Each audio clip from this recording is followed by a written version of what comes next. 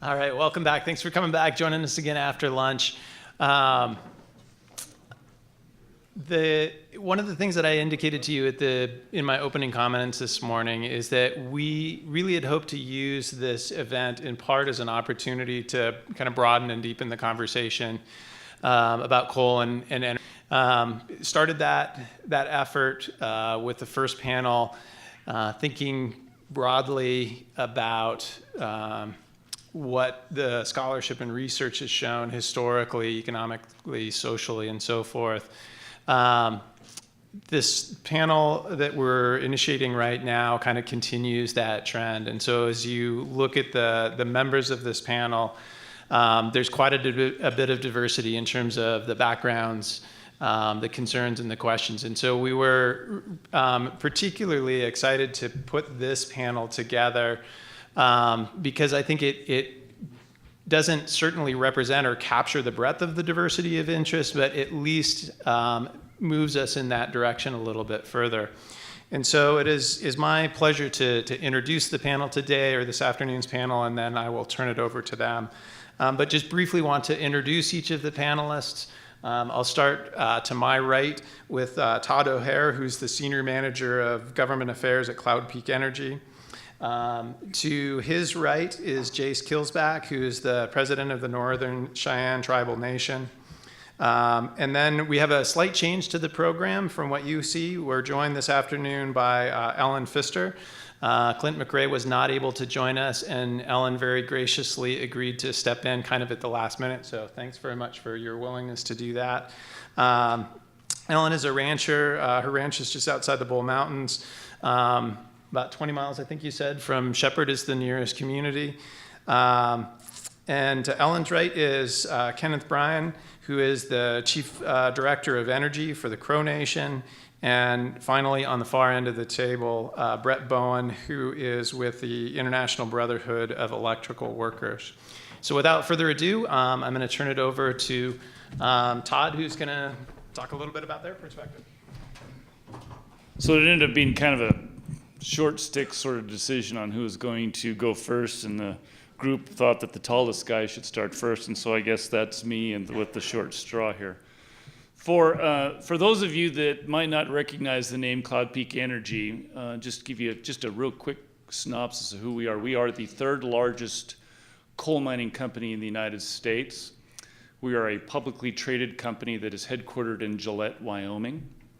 I think that's good news for Montana to have a publicly traded company this close to Montana. In Wyoming, we have two coal mines, and then in Wyoming, we have two coal mines, and then in Montana, we own and operate the Spring Creek mine, which is located now down near Decker, Montana, and that is the state's largest coal mine, and we employ around 260 full-time employees at our Spring Creek mine there. So as I looked at the title for this panel, it says that broadening the conversation and exploration of the more complex concerns about the future of coal beyond the jobs versus environment debate.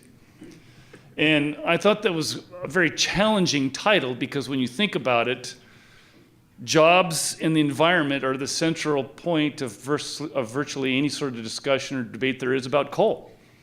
And so trying not to talk about either the jobs aspect of it or the environment part of it would probably be somewhat akin to trying to talk about a Hershey's chocolate bar without talking about chocolate or health effects. But I'm going to endeavor to avoid talking directly about jobs, and unfortunately I'm going to have to talk a little bit about the environment because I think I would like to approach this in a little bit different way. And so the way I'm going to break up my couple of minutes here is this way, is that I'd like to talk a little bit about the taxes that are paid by the coal industry in Montana, and more importantly, where those taxes go in Montana. We hear a lot about where the number of taxes, but I don't think a lot of people appreciate the various programs and services that those taxes pay. In fact, I would say that it goes to pay for the things that we in Montana demand, the things that we expect, and the things that we appreciate. And then on the environment side of things, I have to touch on it, and I hope that I can touch on it in a way that brings a solution to that environmental sort of debate. And so I'm trying to bring a little bit different angle to it. So let me throw you some quick numbers here. Okay, severance tax paid by the coal industry to the state of Montana in 2016, $60.4 million. That was just in 2016 alone. And remember, 2016 was probably one of the worst years that we'd had in the coal industry. So we'd seen decline coal sales and therefore declining revenues to the state of Montana. $60.4 million in coal severance tax paid to the state of Montana. There's a federal royalty piece, which means that any coal that is mined on federal land, the royalty on that federal coal, half of it goes to the federal government in Washington, D.C., and the other half goes back to the state where it was mined. And so, coal mined in Montana on federal BLM lands, half of that royalty comes back to the state of Montana. That amounted to $21 million in 2016 alone. And then there's a gross proceeds tax, which is just a flat tax on the sale of all coal in the state of Montana. And that's another $21 million.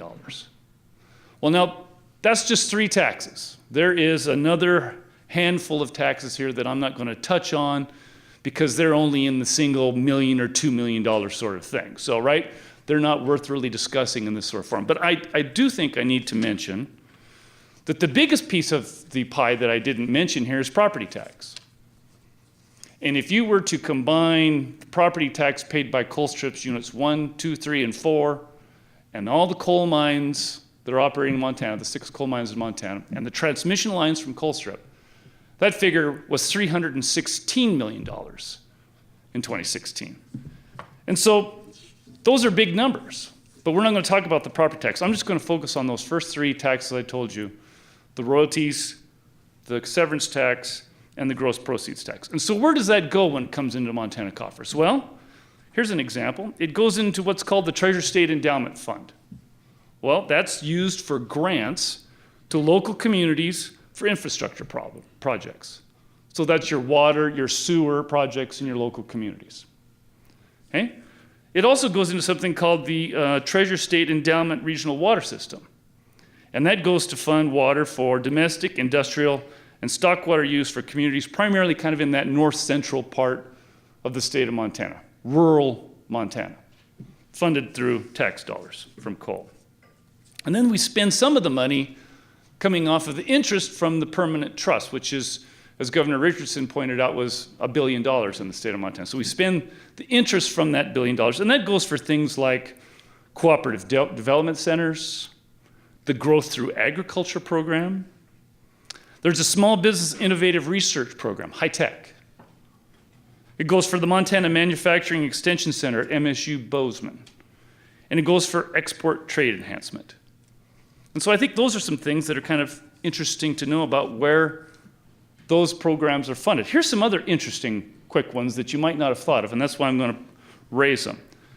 Conservation districts are funded through coal tax dollars. So efforts to conserve our soil and our water, primarily in rural Montana, comes through conservation districts funded through coal tax dollars. Here's a good one: basic library services, coal tax dollars. In fact, I read in 2016 where the Billings Public Library had to curtail internet access because of declined coal revenue into the state that year. How about this one? State Parks Trust.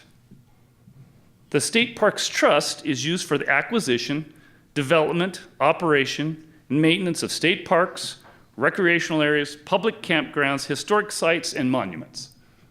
Coal tax dollars. One more that I think is particularly interesting is the Cultural Trust. And the coal tax dollars flow into the Cultural Trust to protect the works of art in our state capitol. So the big mural of the C.M. Russell painting behind the House in the House chambers, protected in part by coal trust dollars. So the reason I raise these programs and these tax dollars is that I think that it's important for you to know there is no replacement tax structure in place to replace those dollars. There is no corresponding mechanism whatsoever even being contemplated to replace the dollars that are coming from coal that is going to the programs that I think we would all agree Montanans demand, we expect, and we appreciate. Now, I like you hear a lot of talk about, we heard it today, Renewable is the wave for Montana. Renewable energy is going to be what's going to replace the fossil fuel development in the state of Montana. Well, you should know there are no corresponding taxes anywhere close to what I just listed off on renewable energy. There is no severance tax for wind turbines. There's no gross proceeds tax on solar panels. And there's no half federal share on any of those sort of things.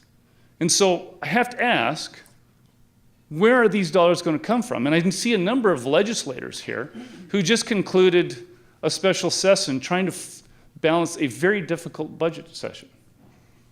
And somewhere, those dollars are going to have to come, because I think as Montanans, we're going to expect and demand those sort of tax revenues for those programs that we believe in. Now, I know that there are probably some that say, well, that's an unfortunate but necessary trade-off, because since we are selling less coal, therefore we are expelling less CO2 into the environment. Well, unfortunately, that's not the case. Unfortunately for Montana, we're kind of getting the worst of all worlds. We're seeing less tax revenue, but global coal consumption continues to march on. In fact, the International Energy Administration is one of those federal agencies that tracks coal, renewable, natural gas, liquid, all energy use around the world, and then they use that information to try to extrapolate what they expect to see for the next 20 to 30 years. So according to the International Energy Administration, from a report that they published in November of this last year, world coal production is projected to increase 3% from 2015 to 2040, 25 years from now. Well, what does 3% on top of what we're looking at today look like? Global annual coal consumption today is 9 billion tons of coal. And so the reduction that we've seen in coal sales in the state of Montana has not led to a corresponding reduction in greenhouse gases or coal consumption globally. In fact, I would argue we wouldn't have convened this panel here today if natural gas prices were closer to what we've seen historically. If they were running in that $4 to $5 range, we wouldn't be sitting here having a conversation about what is the future of coal. But instead, we're seeing gas prices hovering around that $2.50 to $3 range, and that's been chief competition into the coal industry. So breaking into the environment side of this thing, and this is where I offer what I hope to be viewed as a solution to our issue, and that is, given the fact that the world is continuing to consume tremendous amounts of coal to the tune of 9+ billion tons a year, and is projected to do that into the 2040s, then I think that probably the most reasonable thing for us to do as a country would be to invest heavily in advanced coal technologies, specifically carbon capture and utilization and sequestration, with the intent that we would drive down the cost of those technologies. As was noted earlier, today the technologies exist, they work. We've been using them since the 1960s and 70s in Texas, where we've been using it to extract oil from what was previously uneconomically recoverable wells. But the cost for applying it to a coal-fired generating plant is just too high. And if we would invest as a country, similar to the Marshall Plan that Governor Richardson was talking about, and put some serious federal funding behind trying to find a solution for our existing coal fleet that remains today, similar, parenthetically, to what we've done to the renewable industry for the last 10 or 15 years, which, by the way, has been enjoying subsidies in excess of $12 billion a year. If we would take a portion of that and apply that to the coal industry to find meaningful solutions in CO2 emissions, not only would we drive down the cost of that technology and be able to deploy it widespread throughout the United States, but we'd be able to then deploy that throughout the rest of the world. Give it to those countries that can't afford the technology, sell it to those ones that can. Keep in mind, if you were to look at a pie chart of emissions in the United States of CO2, it's broken into roughly thirds.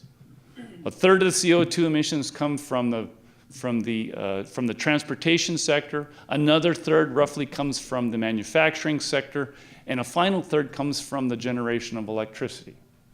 And so if we can find solutions to CO2 on large stationary sources, like coal-fired generating plants, then we can move that technology into the other 2/3 of the CO2 production, not only in the United States, but around the world. And if we can adopt that solution and embrace it and invest in it heavily, then I think there's a potential for Montana to have the best of all worlds. We can have the sustained revenues that come from coal that fund the things that we demand, we expect, and we appreciate, while at the same time doing something meaningful with regard to climate change. Thank you.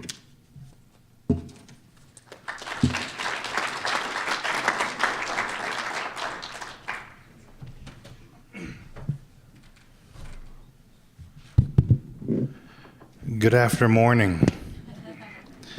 Jace Keelsback, President of Northern Cheyenne Tribe. Wokat nisto nahashave. Wopaman tisat nista. I'm from Busby, but I was elected again as the president of the Northern Cheyenne Tribe, our nation. And our nation's not even 100 years old as far as the Indian Reorganization Act government that we accepted back in 1935. But our traditional government has been with us since time immemorial. And our perspective or our worldview is a lot different. And I appreciate the presentation from Cloud Peak. We work with them on a number of projects, including, he mentioned to me earlier, our water deal, our natural resource there that we try to market and try to bring some revenue into the tribe. And as a leader of a contemporary government, I'm always looking for ways to bring revenue and resources to my people. And under a very strong cultural worldview of protecting our homeland. And you probably have heard all the statistics about coal and of course the tax benefit from that. We have a very different view on that.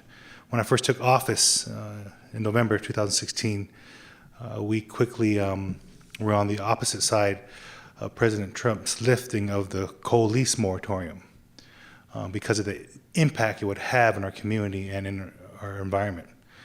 We're not against coal development outside of our reservation, but on the reservation we have a different view of how we choose to look at our natural resources. We have a very spiritual and cultural view of why coal is in the ground. But back to the issue of that we're facing now. The dilemma has always been there for any tribal leader in my position. Jobs, you mentioned jobs, and environment. It's been essentially a mandate with the election of certain leaders into office to begin to look at alternatives to our natural resource development. And renewables have been that priority for us. We feel that as a tribe, we should be leading as environmentalists or as conservationists in production of wind and solar, and we've done so. We've outfitted some of our tribal buildings to have solar panels on there, cutting costs, some 50% of our utility bills. But at the same time, we know that on a larger scale, the federal government continues to try to fund us through grants, and we know that's not possible. So again, we're put in that dilemma of economics versus the environment. But our worldview is so strong as Indigenous people, as Indian people, that rarely do we sway from that notion that we are stewards of the land. That may be hard to believe for the non-Indian because of today's economic needs, material needs for daily living. We have those same needs. And often reporters will ask our tribe, why don't you just develop the coal and pull yourselves up by your bootstraps and be out of poverty? That's a very tough question to answer, especially for our younger people who have generations of historical trauma, assimilation policies we face from the federal government. Those things have allowed us to lose our identity, and more and more so our connection to the land. So there is maybe that idea that we will look at natural resource development or extraction, but we haven't. The presentation we had over lunch showed in the 70s when there was policy movement, legislation, regulatory processes gearing towards coal, we were fighting coal back then. We had allies back then. And again, this was something that was culturally ingrained to our past leaders, our ancestors. We are surrounded by coal development on our reservation, completely surrounded. And so the impacts affect us, and we sacrifice a lot to protect those. And all we've been asking is for consultation with federal agencies and these kinds of policies that may promote further coal development. But we continue to stand on those tribal worldviews that we're there as stewards and to protect the land. We, like you, see the studies and see the data that we know the coal market is gone, unless I missed the morning session where some new information came out. And we, our neighbors, Colstrip, I went to school there, graduated there. My kids go to school there. The school benefits from Indian kids going off reservation with impact aid money from trust lands that these students reside on. One of the best schools in the region, if not the state. And so we're not against Colstrip, which a lot of misconceptions are out there. We're not against, or we're not happy that 1 and 2 are shutting down. The reason we're not happy is because we have tribal members that work there, close to 100. And nobody's happy when people lose jobs. But we ask that they include us in their discussions, because south of Colstrip, we are sitting there discussing and learning about these other types of energy. We've done so. I've been on council since 2004, and we're still talking about the same wind potential, the same solar potential, hydro, biomass. Only thing that's changed is, especially with Trump in office, is we want to take the same advantages as coal is in the regulatory process. We want it to be easier to do interconnection. We want it to be easier to bring in the equipment or the materials to construct these projects. We may have some special incentives for not having a tax base or some other type of tribal regulatory process. We have to deal with the federal government in some of those. Tribal agreements for energy development on tribal lands. Those things have been streamlined for our tribes to take advantage of this, and we're doing that for these types of projects. And I know tribes in the Southwest, where Governor Richardson is from, do a lot of energy development. And so that's where a lot of that change in tribal policy came from. And we want to take advantage of that for, again, wind and solar and other types of renewable projects. But again, you see our perspective isn't solely on money. And I know that's what a majority of the talk is and has been. We strongly feel that we want our legacy or our great-great-great-grandchildren to live here. When I say here, I mean Earth. We're not trying to live in Mars or live on the moon. I mean, we're trying to stay home. And it makes us jump on board, if you will, with the ideas of climate change and those things. But we already know those. You know, we've known those for a while because our ceremonies, our language tells us, reminds us that we're only here for a moment. And I'm not trying to, be nostalgic or anything about that, but it's true.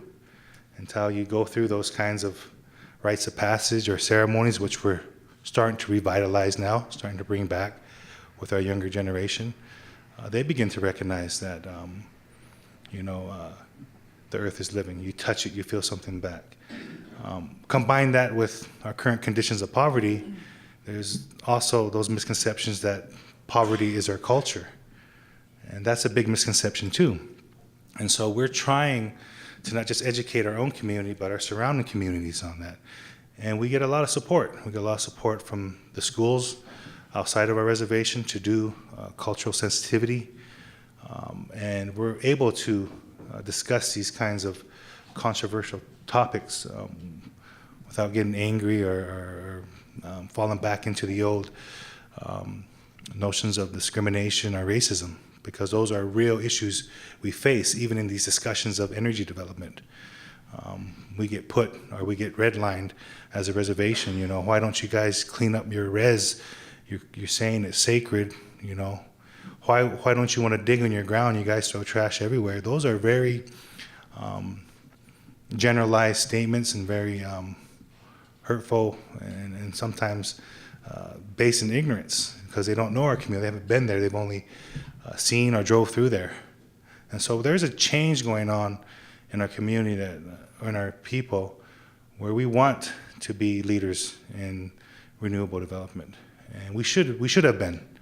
But I think our fights in the past, whether it's legal, litigations we've had even up to the Supreme Court level, have proven that the Northern Cheyenne remain protectors and stewards of the land and will be. And we want an economy that can represent that. Some of our elders will joke and say, in the past, they look at all the articles, even in the paper this week, about coal development, and they'll say, we tried to tell them, told you so, that this isn't going to last forever. But after hearing about natural gas, maybe that might last forever, huh? I was telling the guy in the back that, I guess the conspiracy is no longer conspiracy. Natural gas is a mafia, huh? But I do appreciate these kinds of discussions and scientists and academics who can put their research to make their points and to show us data, what the trends are telling us on where we're going. And we begin to invest in that in our people too, to become engineers, to become researchers in those fields, so that they can be our experts and we don't have to rely on the non-Indians to tell us how things are, or to tell us how we should be. We want to do that for ourselves. We're no longer insistent on a paternalistic relationship with companies, with other governments, or even with academics. But really my message to you all was we are moving. We have done a lot of work, even during my short time as president, in securing funding, grants, to look at a solar farm, they call them, or a 100 megawatt wind farm. We've had those feasibilities from DOE grants back in 2006 and 2007.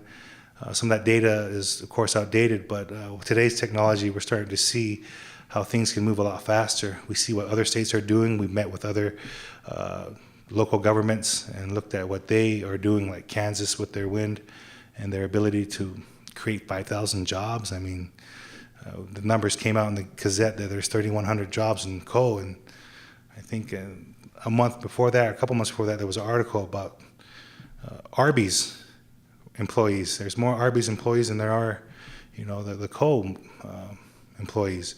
And that was something for us to discuss, even at the tribal level, like what kind of work can we begin to train our people in, to give them that sense of pride, the work ethic, but also the benefits of things like health care, being able to have a mortgage, all those things that economies require. Like I mentioned, we're a very young government, and we're trying to build that capacity.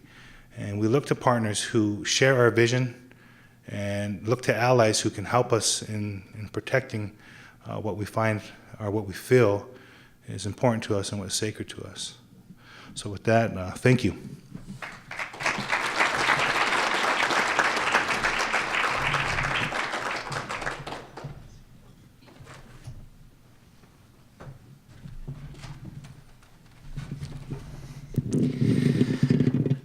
I'm sorry to say that Clint couldn't make it today because he's busy feeding cows and calving calves, and this is not a good winter for anybody in that business. I'm Ellen Pfister, and I ranch 20 miles north of Shepherd. I saw old friends of mine on the screen here today, the North Central Power Study, and all kinds of lovely indicators of my past. I came back up here permanently in the fall of '72 and got into stocking my parents' ranch in the next year. I also have worked with Northern Plains Resource Council ever since then.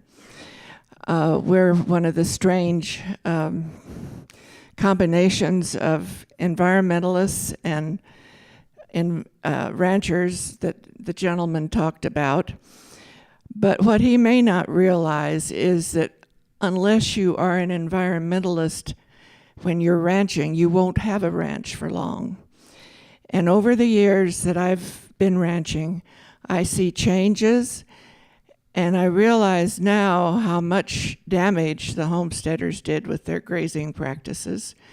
And then after they left, then it was a free-for-all with everybody putting everything they could manage onto the range and grubbing it down. And the longer you take care of the range, the better it improves. Now, one of the things that has been interesting, when they were getting ready to build coal strips 1 and 2, Montana Power swore that those plants would only be there for 40 years. And some of us were not very happy about it. And here it is, it's more than 40 years, they're still here, and every day they operate, they damage more country.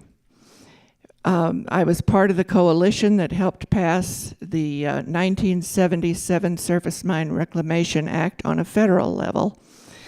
And the reason we went for that was we had to have a baseline for reclamation because the companies were coming in and driving all the standards down as fast as they could. That doesn't mean that they've quit since '77. That's been a long-term occupation for coal companies to undermine the standards of reclamation. But I was dumb enough when the law was passed in '77 to think that if you had a law, you had something. It's only the beginning, and it takes attention and preservation to maintain the standards in that law and to maintain contact with the regulators and to remind them that there are not just 2 parties to the regulation, there are 3 parties, and the third one is the people who were there before and who are left behind to deal with living amongst the industrialization. And that is what I've had to do for the last however many years. There is now a coal mine operating on the north end of my ranch. It's called a longwall mine, which I'm sure most of you have never heard of. But it's an underground mine, and within the panels, it's a full extraction mine. And then it just drops your ground, however thick the seam of coal is that they've removed. And in our case, it's roughly dropping the surface 10 feet. And there is attendant damage. So I was in hopes that by this time they would be through with me. They're not. Their market has given them problems, to say the least. And that's one thing about this coal stuff. If you don't have a market, you don't have much of anything. We waited 30 years on that mine to get started. And you live your life with uncertainty. And it's difficult. They're trying to ship their coal to Asia. I think Mr. O'Hare is trying to ship his coal to Asia. The coal at Colstrip is a higher sodium coal. It requires specialized equipment to burn it successfully. And the other thing about Montana, when they talk about how much coal we've got, the seams are a little thinner up here. So the more you mine, the more surface you damage, the more water you damage when you blow the surface up. So our aerial damage, AREAL, would be much greater in Montana should we opt to mine more extensively. Wyoming has deeper seams, thicker seams. However, Wyoming is now getting to the area where it's beginning to become more expensive for them to remove their coal due to other reasons. So maybe Montana's coal will be a little more competitive with Wyoming's. But in the end, all we have left is what our land will grow. And from there, we have to make our stand. The other thing that Northern Plains is doing is we are working on a study to help develop better paying jobs at Colstrip as the plants shut down. We don't want anybody left in the lurch. The state of Montana and other people are trying to determine how you clean up Colstrip. They've got a major problem with their waste coal ash water, bottom ash water, and those sorts of things. There's about 2 sections that are currently affected, and that's a plume of pollution. And my guess is that if it isn't well cleaned up, that plume of pollution will eventually wind up in the Yellowstone because those kind of plumes travel.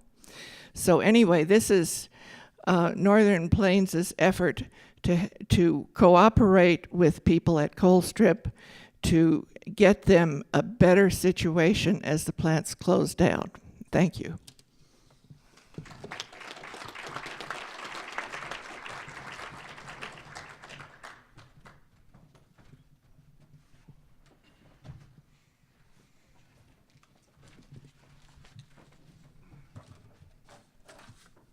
Thank you. My name is Kenneth Bryn, or Brian. I'm from the Crow Nation. My real name is pronounced Chishtibalish. Rapsapistell was a warrior back in the day, and I'm a Vietnam veteran. I served my country, and I belong to the Warrior Society for the Crow Nation. I come home in 1975, August 18th, I was discharged honorably. Come home to a ranch that was sold while I was gone. So I had no option but to go to work for the coal mine. That was in 1975, August 28th. I had no intention of staying with the coal mine, just enough money to help me get through college, finish college. Unfortunately, the money was too good. So I put 41 years in the coal mining business. About 16 months ago, I got a call from the Chairman A.J. Nollefraid asking me to resign from Cloud Peak Energy and come on board and run his energy department. It was quite extensive, our talks. We know that coal is our backbone of the Crow Nation. He asked me what I thought we should do, and I said we need to look at renewables also. This coal is going to flatten out, and the income's not coming in, so we need to develop our water, or solar, wind, and we've done that. Right now, we'll break ground on a new hydraulic power plant at Fort Smith, Yellowtail Dam. That's probably just coming in September and August. We're in the process of developing a solar farm in the same location with also a wind farm. Takes a tremendous amount of money, but we're on track. So this Crow Nation, we're breaking away from our dependency on coal. I'll back up here. I worked with Westmoreland for 37 years. I started out as a laborer, I was 25 years in the union, then I made management. I worked for Denny Washington as a contractor, as a frontline supervisor. When Westmoreland took over in 2006, they offered me the position of production superintendent. And I had the leeway to hire people and promote people, to surround myself with good people there. And so I brought in the guys that I worked with all these years, dragline, blasting, and we were highly successful. We knew the times and how long it took to haul coal, the dragline sequence. And so in 2007, we had a good year, a banner year for us. We hauled and shipped out 7.2 million tons. So, after 37 years, I had a heart surgery, and I was forced to retire. Cloud Peak Energy picked me up as a coal consultant for a proposed big metal coal mine on the reservation. And so I was working on that project, and we did everything we could, and then the tribe hired me as the energy director. We are too stewards of the land. We are too. Our land is our livelihood. We were here hundreds of years before the settlers come in. We know how to take care of our land. Yet at the same time, we realize, as a Crow nation, we need to step forward into the 21st century and produce our coal and also reclaim our land.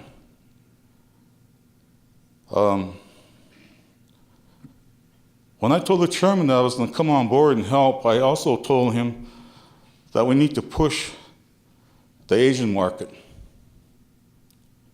And we're looking at it. We went to Longview to view the port there, and the state of Washington is stopping the coal market. And if they win, what else will they stop if they don't like what's coming through their state? So with that, we're looking at the Asian market. We're looking at, we developed our solar, our wind, and our hydro. Again, I'm repeating myself, but we're doing everything we can as a Crow nation to also promote the future of coal, not only for the United States, but for our country, our nation.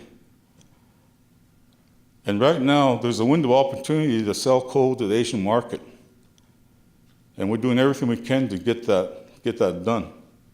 At the same time, we realize that natural gas is the new coal, and I'm working on that now. We are progressive, and we're headed in the right direction. They mentioned Arby's earlier. Well, when you're a coal miner and you come up, just walk off the street and get hired, the first year salary is about $65,000. You can't make that at Arby's the first year, or ever. So what I'm saying is that the coal mine is going to be here. It's not going to go away. You're still going to need coal.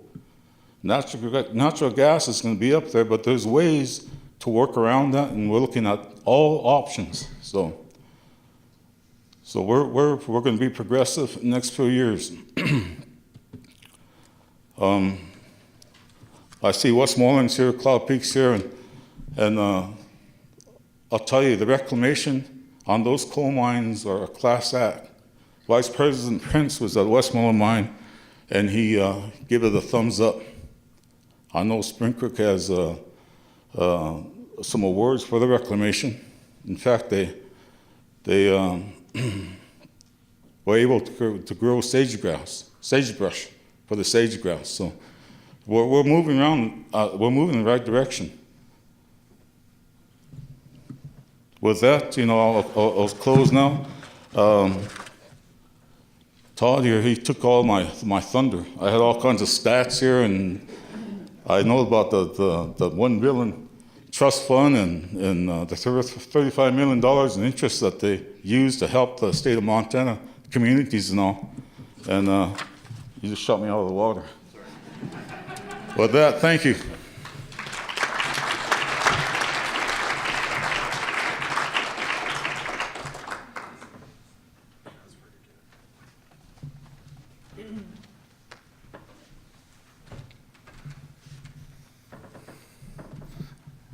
Hello? Had a check.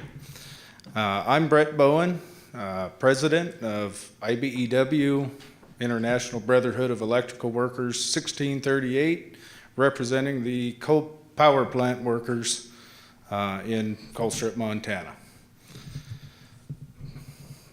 Boy, is it a tough time to be in a coal industry.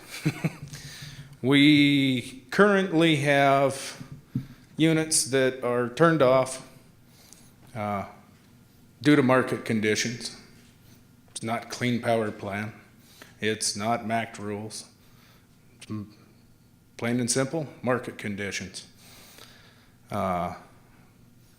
Pretty tough to be a union president. Have to look at your young kids and ask them, if you lose your job tomorrow and Santa Claus can bring you anything that'll help you out, what would you wish for? Number one answer, I think I need some health insurance for my kids. Continued health insurance. Second answer, moving expenses. Kind of goes along with what we heard all day today. You know, the gal that spoke, if there's an answer for a double isolated coal community that's a Cinderella story, boy, I'd like to hear that, because that's where we're at. We have a community that is pretty well torn to shreds, anywhere from in climate change denial while decisions are being made today on how coal is going forward, to people completely on the other side that say, hey, coal's done, get over it, move on. So then you have where I'm at, and I'm kind of an optimist. I think I can have it all, maybe. Montana has a real ugly spot in its energy policy. Natural gas, Montana can't support it. We don't have the infrastructure. So Montana, if coal's going to be gone, natural gas is going to have to get something invested into it to make it something Montana can use. Renewables, they're there, but we know the sun doesn't shine at night, and we know the wind doesn't always blow. Storage is going to be huge in that moving down the road 20 years. And we're going to be in another up against it. In the meanwhile, the feds, Department of Energy has coal in the portfolio. Probably not as much as we in Colstrip would like to see, but it is there. So a lot of this is kind of remnant of working in the paper industry, which is where I cut my teeth, watching paper mills go down one by one by one. But guess what? There's still some left. Which ones survive is going to be an ugly, it's going to be a process. You know, the cheap ones will stay on. Your bigger ones have a better chance at being successful. So there's that piece of it. In Colstrip 1 and 2, we have a groundwater problem. It exists. It needs cleaned up. You can't expect to pollute and stay in business in this day and age. Doesn't happen. So with that, our local has partnered with Northern Plains for cleaning up groundwater for several reasons. Nobody can argue that we want a bad environment. Pretty tough. We're going to be the ones that are sitting in Colstrip. Those of us that are left, those of us that make the cut, we're going to be there. We're going to have to own it. And if you ever want something coming to Colstrip, I can't think of one big business outfit that is going to put a big industrial site on top of a Superfund cleanup site. They're not going to do it. So in that realm, it's in our best interest to clean up our own backyard as responsibly as we can. With any luck, that turns into my union doing the work, good jobs, helps the town of Colstrip, helps the ranching community. And it holds the owners that were paid to make power correctly and cleanly. It holds them accountable for their actions to clean it up correctly while helping us all out. With any luck, that brings us some kind of diversity. And in listening to Todd, you know, when you talk about diversity, we haven't done it. Anybody who lives there burns or digs coal with a few ranchers. Sounds like the state of Montana's whole tax system isn't very diversified either. So with that, thank you.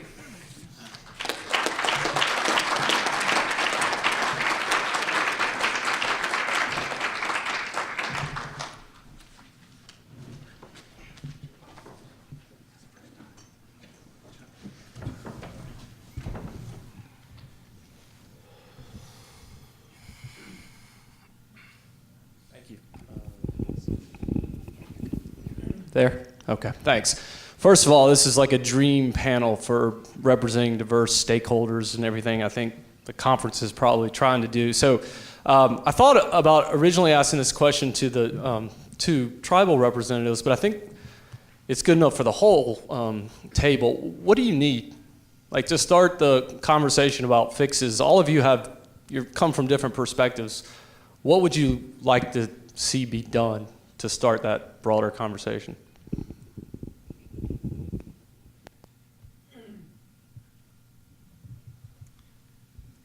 Well, I think the legislature is going to have to come to grips with diversifying the tax structure in this state. And those of us who live here are probably going to have to accept that we may have to pay for some of these services that we want. You can't tax one guy for the whole benefit of everybody else.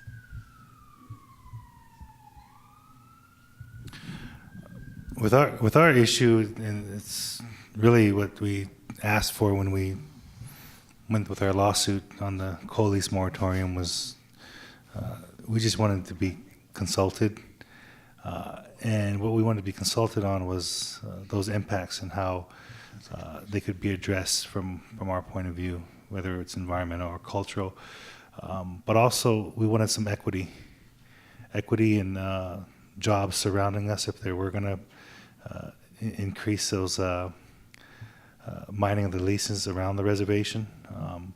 We get all the negatives when it comes to those kinds of developments, whether it's traffic, whether it's air pollution, whether it's crime or influx of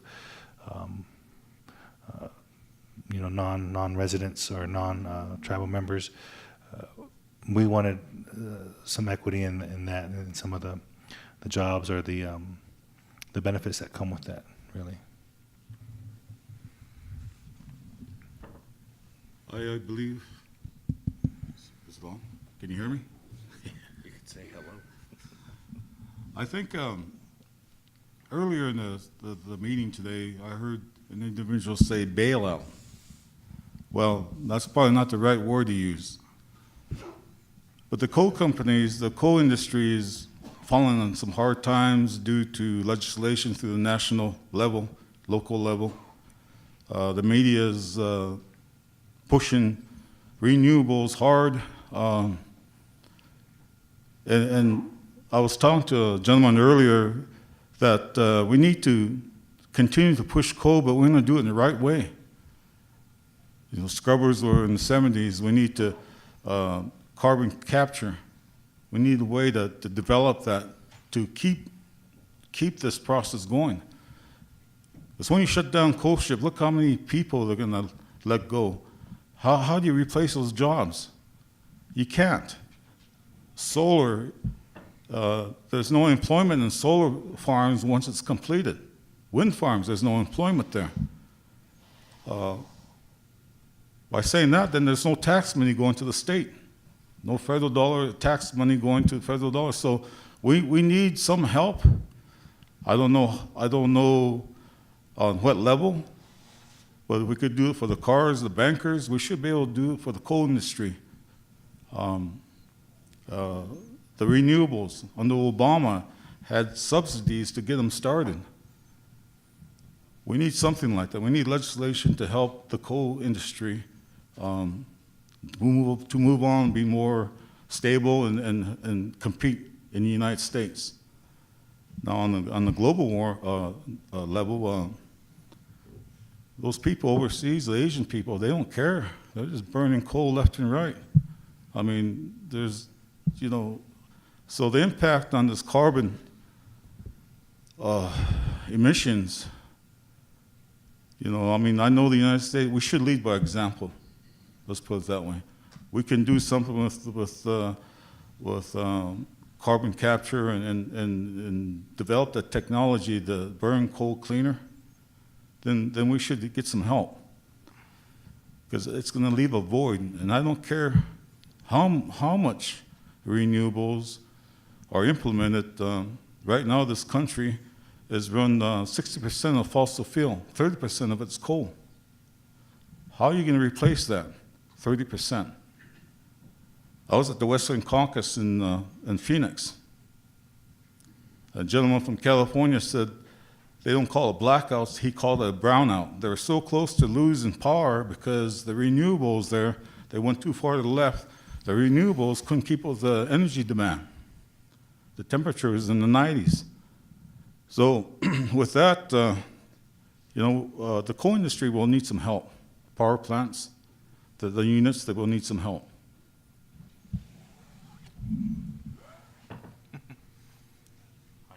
I guess it's my turn.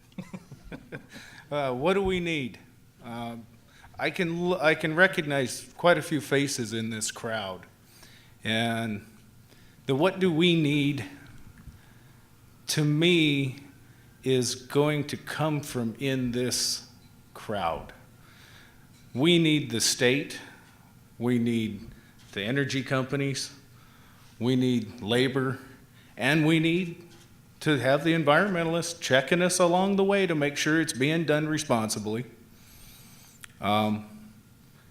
Ultimately, it's going to make carbon capture for coal, if it's coming from this state, it's going to have to be our solution. I don't see anybody helping us out. It's going to have to be us pulling ourselves up. When you look at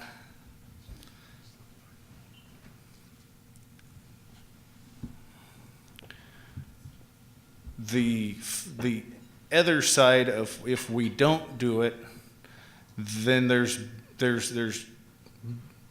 big implications all across the state. That's the how do you make CO2? Little quip is that coal isn't your biggest CO2 producer anymore. Natural gas actually produces more CO2 than coal does now. Not per BTU, but we've ramped up our natural gas production, and I was surprised not to hear that in this room so far of what's gone on today. My workers, my displaced people that are 1 and 2, is going away. What do they need? They need jobs. They need jobs you can raise families on. Pay for spoiled kids. That's tough to do in this state. That means you're looking at a lot of your most skilled workers in this state disappearing. And what they need at least some kind of a solution so that not all of them are gone. guess I'm done. I'll just throw out a pitch for for a serious commitment to carbon capture and utilization on the national level. I started working for this company in 2006. And it was one of the first things that I learned about when I come working for the company was it was something that we were doing a full court press on at that time. Governor Schweitzer at the time was kind of frankly ahead of his time when he was talking about carbon capture and sequestration and utilization, but I think he recognized that these issues were here to stay and were likely to only get more complicated. So I look back through both Republican and Democratic administrations. We've yet to have an administration, including this one, take the technology for advanced coal technology seriously. And so that would be the thing that, I think, Governor Richardson said, it's like, we're talking like a serious commitment here. You take a look at what's happened in the renewable energy sector, they're receiving direct subsidies around $12 billion a year. Well, if you can, I look back, if we'd have done that for a couple, 2 or 3 years, starting in 2006, I think we'd be in a lot different situation today when it comes to emissions from coal-fired generating plants. And we'd have a lot more to show for it than the 6% of the energy that we see today coming from renewables in this country for the amount of money we've spent. And I'm an all of the above kind of a guy, and our company is as well. But we think that if this is truly the issue of our time, then we need to treat it like it's the issue of our time and not just give it the lip service that we've seen over the last 2 or 3 decades. Other questions?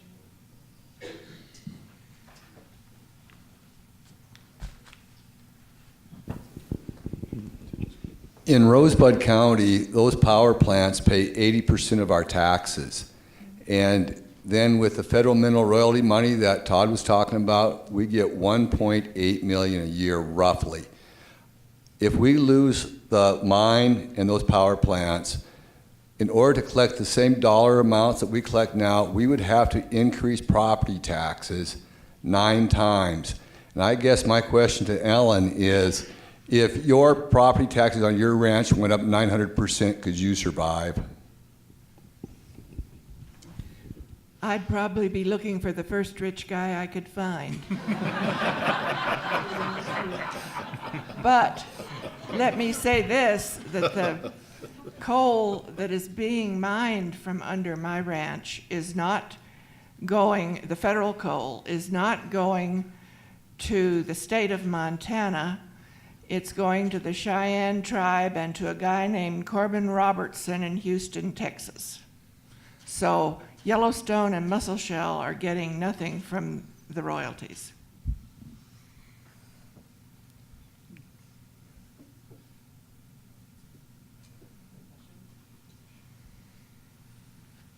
Captain Al.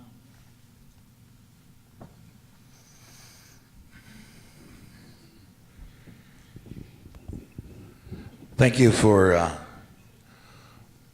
presenting on your different expertises or representing your nations. My name is George Robert. I'm one of the county commissioners for Bighorn County. And, Todd, you guys are probably the biggest taxpayer in my county. And one thing about Bighorn County is, we have 3 coal mines, Cloud Peak, Decker, and Upsalaga Mine. And so, coal is very much intertwined in our county. You heard my fellow commissioner, coal pays a big portion of the property tax and services that are provided in our counties. And, we look at, one of the suggestions was without subsidies, coal is dead or coal is lost. It seems like a way forward, it's maybe dusted off the shelf, is our those conversions of coal into natural gas or coal into liquids. Kenna, you used to work on that for Big Metal. And if we were to do that, I think of the Fukushima plant. They just announced that they'd be getting coal from Spring Creek. Maybe that's something the counties or the state needs to look at to change the way we use our coal. Maybe it's time we convert it into liquids. It's time we convert it into natural gas. And if you guys can talk on that, I'd sure appreciate that. One other thing is our neighbors to the south, Wyoming, they have the Infrastructure Authority. $1 billion in bonds for transmission lines, and coal ports. You know, maybe that's something Montana needs to look at. With our legislators in a room, you know, maybe some bonds to do the generation, do the conversion, you know, lead the way for coal, because, you know, we have $1 billion trust fund thanks to coal. You know, does any other industry say they have that in Montana today? You know, can any other oil and gas, you know, timber, copper, you know, can they say there's $1 billion sitting somewhere because of their resource? And that's coal. And so, you know, Todd, you laid out what all Montana benefits from, so, you know, maybe it's time for Montana to give a little back to coal and keep giving it a step up, moving forward. Those are just my thoughts, so if you have anything to say to that, please. If not, then I'll keep quiet. Well, let me try to take a quick stab at it. One of the things that I didn't address in my comments is that I guess the way we view the domestic coal market in the United States is it's going to be relatively flat for a long period of time at this point. I mean, we've seen a major shakeout. You know, there's probably going to be some more retirements. Most of the coal-fired generating plants that have retired in the United States today are those older, smaller plants. And so a significant part of the fleet that's left is relatively younger and newer facilities. And so I think we kind of agree with what most of the experts, if you can want to pick those sort of folks' view, is that coal is likely to remain about a 30% generator of electricity in the United States for the foreseeable future. I think we're sitting in there around 32% today, 34%. Natural gas has for the first time overtaken coal as far as its generation capabilities. But it's difficult to build a natural gas plant in the United States too. I mean, don't kid yourself. I mean, the same folks that opposed us at every turn of the wheel as we tried to move forward are going to be the same folks that are going to come out on natural gas. And so it's going to be very difficult to build, you know, a significant build out of natural gas as well. So I want to say that we believe that there's going to be a relatively stable market in the coal market domestically for quite some time. And, you know, we're not looking for subsidies or handouts. We're not looking for that at all. We're just suggesting that with regard to climate change sort of issues, if it's the issue that we really say that it is, then this is probably the country that is probably no better positioned than to find a meaningful solution for it that will not only address it here in this country, but it'll address it globally. And so that's kind of the big push that we're in. And we think that, you know, our mines in Montana are profitable, and we're here for the long run, and I don't think anyone should be concerned about that. I want to add something. You know, and it's kind of sad to hear all this. And we've never, again, been an energy natural resource tribe. But to keep doubling down on coal and the market, and it's just, we've heard, and I've heard since being here, the benefits, all the benefits financially. And if we've known this, or if you've known this, some of the experts, you also called experts, have known this, why hasn't there been much legislation pushed or a huge political uprising, if you will, to change this? And the closest thing we have is the Trump presidency, but nothing's come out of that. So what is it that Montana is going to do different? And that's probably the real question I would have, is what can we do different here in Montana for the coal people and the coal strip, our neighbors? You've heard some of the solutions to begin to transition into different types of industries or economies. That was a tough conversation to have. I was telling Brett over here, I went to school with him. My kids did AAU wrestling, and I'm sitting there talking to the parents, and they had the coal advisory meeting down there that I didn't get to be involved in, but I asked them about it, and of course I said renewables, and that's like a 4-letter word over there, you know, and I almost got my head chewed off, and I said, well, that's what we're doing. What are you guys going to do? And they're like, we're gonna maybe build a strip mall and put a theater there, and maybe, a bouncy house, or, I was like, wow. I mean, yes, entertainment and stuff like that might keep Coast Strip going, but you have to have the economy. And no, take it from me, the president, where unemployment is 70%. We're trying to just do small business, but again, my friends, I call them my wrestling friends, they wouldn't even consider that. And I said, your connections are there. I mean, we've done the studies that's where we're going to be trying to connect to if we do, some large scale renewable development. And we're looking at trades that can come off of that. We have a tribal college there.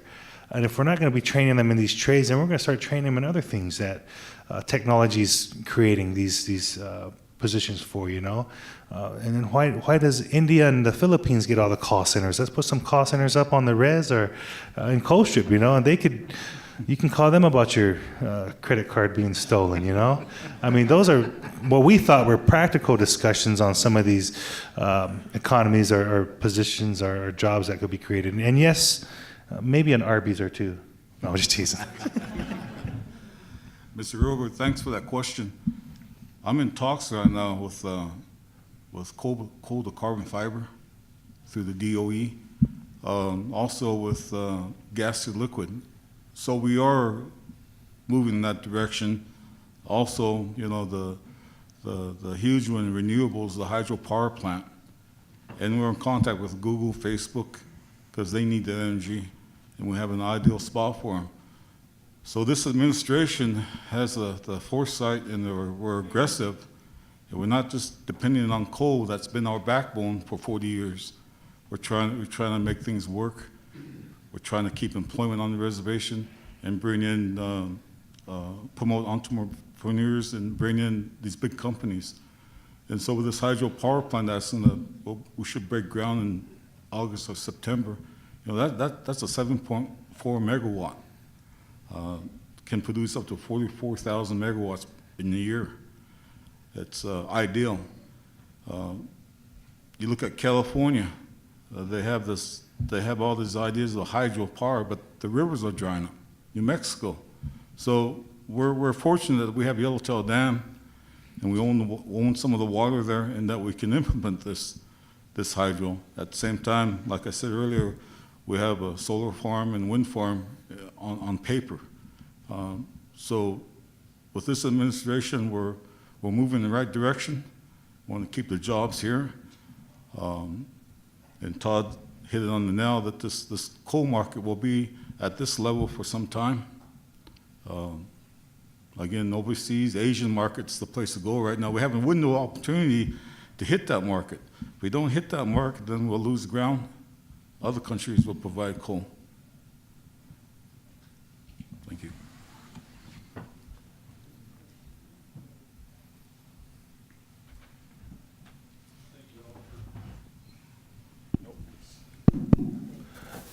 Thank you all for taking the time to be with us today. I'm Al Ekblad. I'm the head of the Montana AFL-CIO, so I don't only represent the electricians that Brent is representing on that table. I represent the miners. I represent the public employees and educators at your schools in Coal Strip, the employees in the city. So what happens in the coal industry makes a huge difference to our membership. We also represent the people that move it to the coast on the railroad. So my question is earlier today, one of the presenters said there isn't political will to bail out the coal industry or help the coal industry, and I would say that statement was pretty true. I'd be interested in what you all think is the transition. I hear all the time about just transition. So if you guys would like to take a stab at what just transition really is for workers that are affected by this, by the community, and also if anybody wants to venture what they think the political will in this country or the state is to actually invest in just transition. So if anybody wants to respond to that, I'd be interested. I'll take that, Al. to answer your question of, for just transition, what's the political will for people to do it? Pretty much America says you lose your job, that's tough for you, bye. That's about the end of where the help comes, traditionally. What do my workers need? We need money for training. Very, very much the best idea that we've had is enough money to retrain that would look funded somewhat like the GI Bill, that may be easy to calculate. If I need 50 workers to get retrained, it's probably going to look about something easy to reflect cost on. And evidently, moving expenses.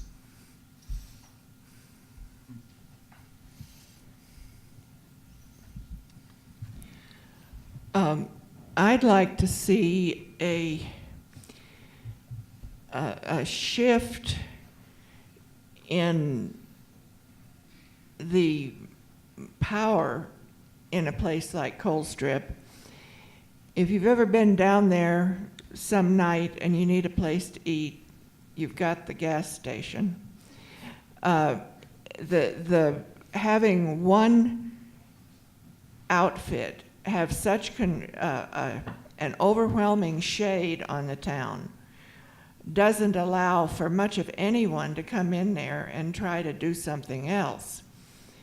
If you could get a little competition with employers, I've been wondering if some of those power plants could be used for a business incubator system that would get outfits that dealt with heavy equipment or that sort of thing, training people to be able to use them and get experience with them, and take that expertise elsewhere.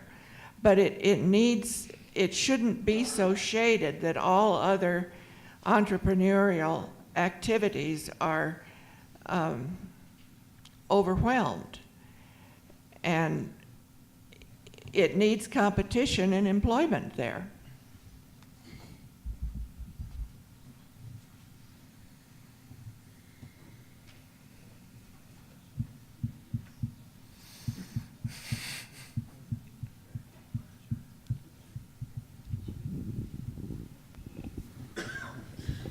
One of the things I find sort of interesting is the conversation about carbon capture and utilization, and since I will disclose that I am with the coal industry, I think that's a gap. Okay, I'm with. Sorry. So I have a question I find interesting no one's talked about yet, is the state of Wyoming put $17 million into a carbon capture research facility, test facility there at one of the power plants in Gillette.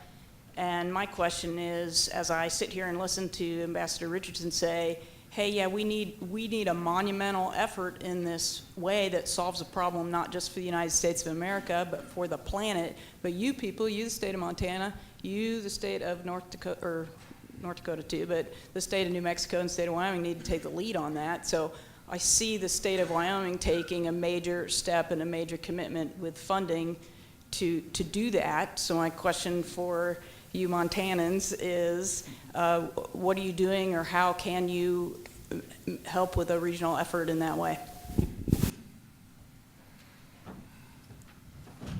Well, that's a tough time, Wendy. We're not blessed with the huge development of coal that we've seen in Wyoming, and so we don't quite have the resources available that the state of Wyoming has to be able to invest in those sort of things.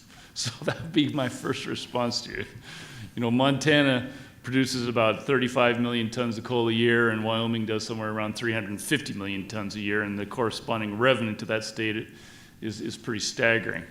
I will say Governor Bullock has been supportive of trying to pursue these sort of solutions. I know he works with Governor Meade closely.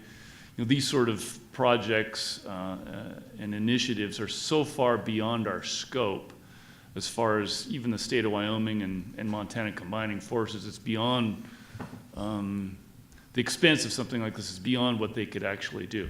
What I do think would be interesting, and I keep hoping that we'll be able to get to that kind of watershed moment where you'd have folks like the Montana delegation, the Wyoming delegation. I mean, you've got some very powerful members in the Senate and the House there in both those states, would make this a priority and get the attention of the administration. But one of the frustrations, and I told this to my friend Brian Kahn the other day, and so forgive me because this is going to be way overgeneralizing. But one of the problems that we have with this issue is that, generally speaking, I want to highlight so somebody doesn't attack me, generally speaking, Democrats have a tendency to believe that there is no such thing as coal, clean coal, and that we are already into the renewable part of our energy transformation. And so we don't need to spend money or waste time investing in clean coal technologies. Republicans, again, underlining the generally speaking, have a tendency to think that climate change is the greatest hoax ever perpetuated upon mankind. And so they're not willing or very interested in investing in carbon capture or clean coal technologies either. And so it's been difficult when you've got the two parties that are so polarly opposite for different reasons, are essentially in the same camp. And as a result, we don't have dollars for serious funding in carbon capture and research. And so, like I said, forgive me again, because those are very general statements. But until we are able to get the two parties to say, you know what, this is a serious problem, we got serious solutions if we will put our dollars and our resources behind it, it's going to be difficult to move that needle.